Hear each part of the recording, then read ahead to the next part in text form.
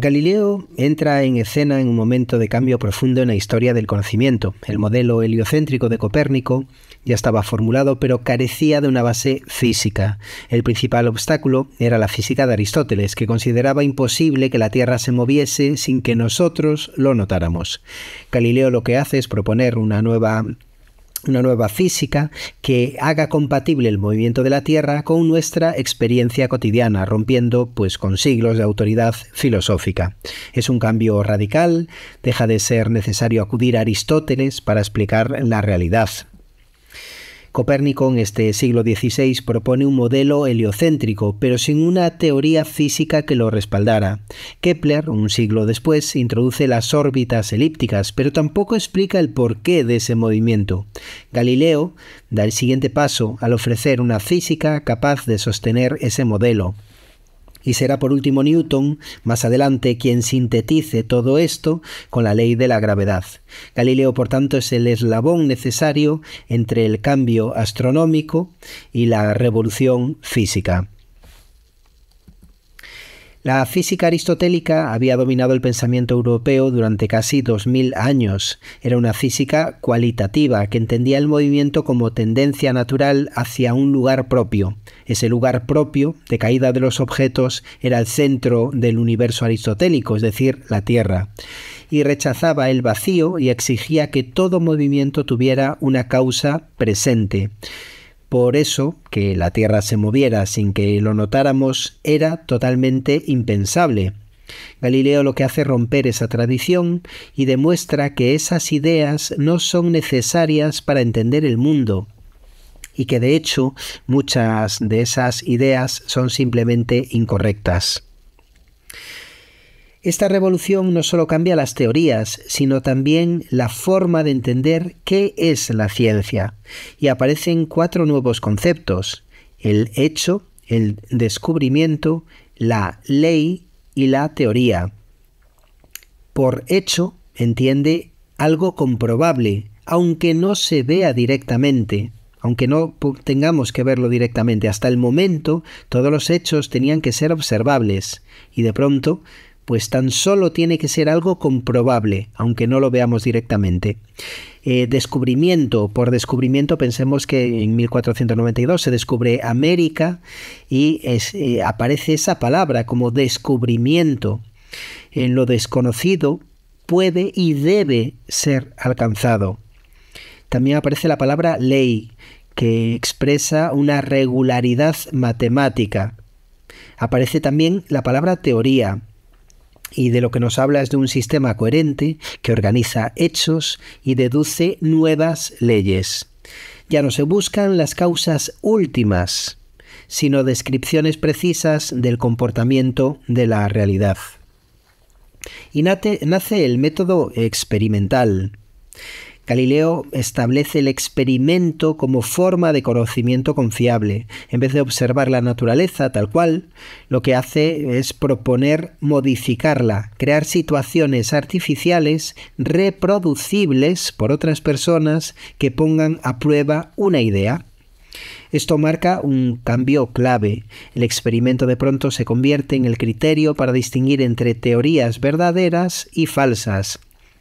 Es también uno de los primeros en medir el tiempo como una variable física. Antes la ciencia era teórica y contemplativa. Sin embargo, con Galileo empieza a tener aplicaciones directas. Por ejemplo, en navegación, en cartografía, en medicina o incluso también en armamento. Aparece una visión nueva en la naturaleza como un mecanismo, como un gran reloj que puede desmontarse y por lo tanto entender su funcionamiento. Es el paso del organicismo antiguo, de entender la naturaleza como un organismo vivo, al mecanicismo moderno. También se produce la institucionalización del saber científico y en parte esto es a que en 1440 la invención de la imprenta por parte de Gutenberg permite que el conocimiento se transmita de una forma más más rápida, en mayor medida y también de forma más precisa, ya que los diagramas, los dibujos que contenían y que eran realizados por el autor en cada paso de escribano, en cada persona que tenía que hacer una copia, pues de alguna forma se iban deformando y alejando cada vez más a este modo de teléfono estropeado, teléfono escacharrado, se iban alejando de la visión que había tenido el autor. Empieza la publicación de revistas con la revisión por pares como la tenemos a día de hoy, y la ciencia se vuelve un esfuerzo social, organizado y a su vez también reproducible.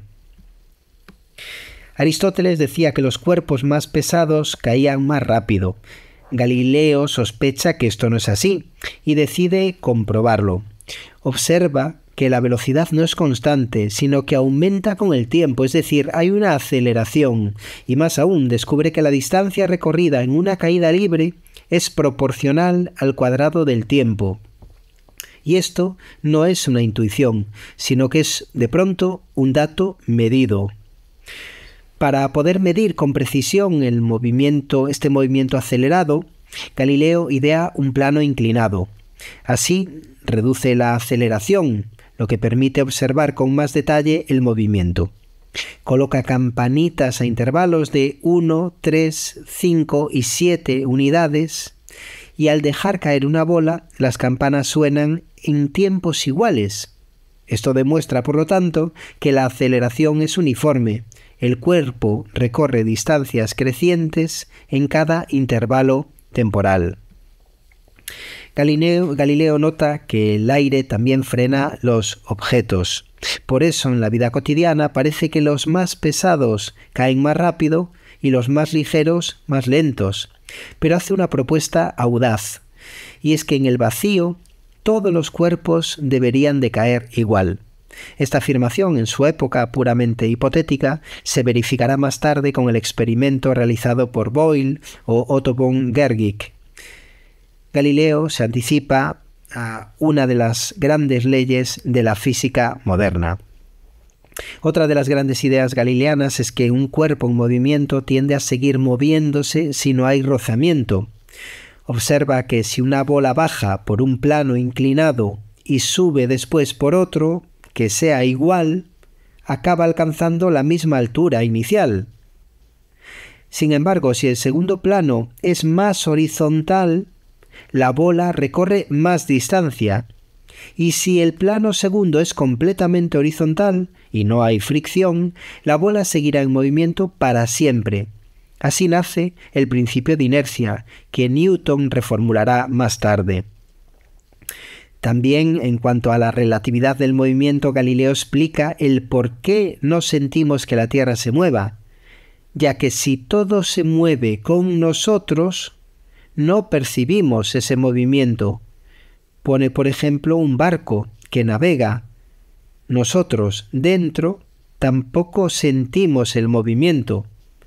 Es decir, funciona igual que en la Tierra, y para ello desarrolla el experimento de lanzar una bola desde lo alto de un mástil de un barco que está en movimiento, y esta bola acaba cayendo a los pies del barco. Es decir, no se queda atrás, a los pies del mástil, perdón. Es decir, no se queda atrás.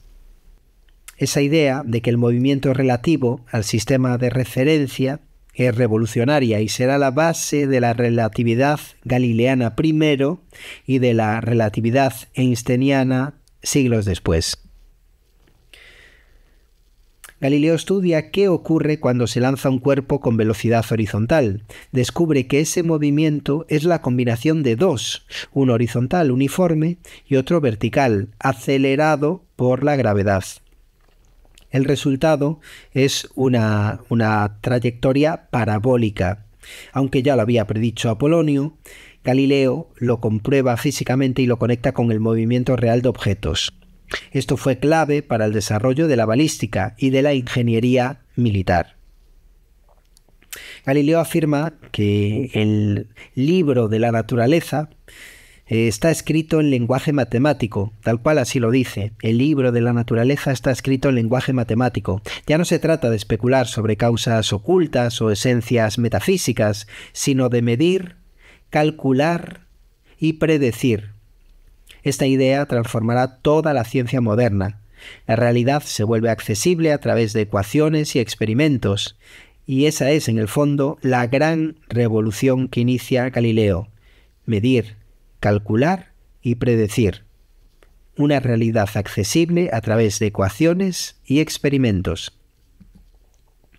Como conclusión general, podemos decir que Galileo sienta las bases de la física moderna: la observación rigurosa, la experimentación sistemática, la matematización del movimiento, y rompe con siglos de pensamiento aristotélico, abriendo la puerta a Newton, a la mecánica clásica y, en el largo plazo, a toda la ciencia moderna.